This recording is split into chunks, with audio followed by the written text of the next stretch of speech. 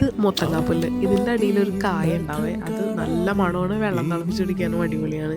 അപ്പൊ കുറച്ച് അതും എടുത്തിട്ടുണ്ട് ഞാൻ.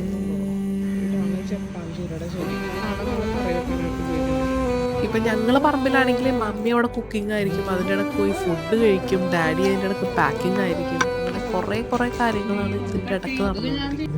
എപ്പോഴും 2 പൊതി ചോറ് മമ്മിയുടെ വക അത് നിർബന്ധമാണ്. 2 പൊതി ചോറ് എന്ന് പറഞ്ഞിട്ടുണ്ടെങ്കിൽ ഒരു 8-9 പേർക്ക് തിന്നാനുള്ള ചോറുണ്ട് കേട്ടോ.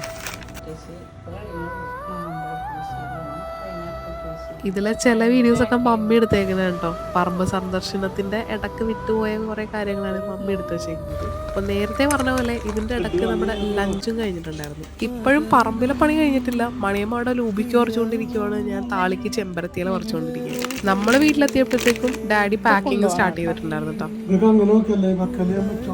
ഇനി ഈ പാക്കറ്റ് ഉണ്ട്, ഇതുണ്ട്, അതുണ്ട്, എല്ലാം ഉണ്ട്.